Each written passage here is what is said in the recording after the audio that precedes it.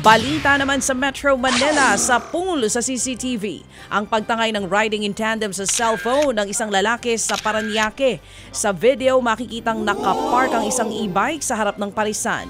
Nakaupo doon ang driver habang nagsiselfone. Maya-maya isang humaharurot na motorsiklo ang dumaan, sabay hablot sa cellphone ng driver.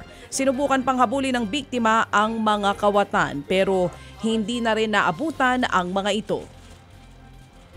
Nabisto naman ng NBI ang umano'y spa na nag-aalok daw ng extra service sa Quezon City. Sabay-sabay pinasok ng mga ahente ng NBI Human Trafficking Division ang isang condominium unit. Dito nga nila inabutan ang 4 na bugaw na busy sa kanilang transaksyon sa kanilang mga customer online. 4 na babaeng masahista naman ang nasagip. Bukod sa 4 na nasagip, isang masahistang 15 anyos din daw ang ibinubugaw ng grupo. Hinahanap na siya ngayon. Tumanggi namang magbigay ng pahayag ang mga naaresto. Sinampahan na sila ng reklamong qualified trafficking in persons.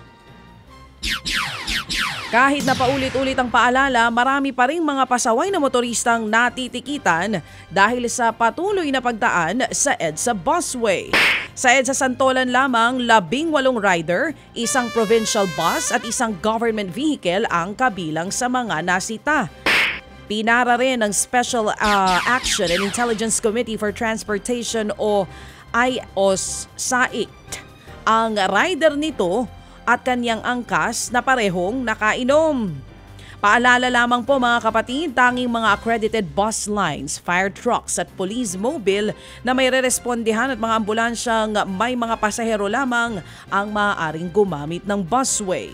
Pinapayagan din ang convoy ng Presidente, Vice Presidente, Senate President, House Speaker at maging Chief Justice. Ted Filon at DJ Chacha ngayon nasa Radyo 5 92.3 News FM Monday to Friday 6 to 10 a.m.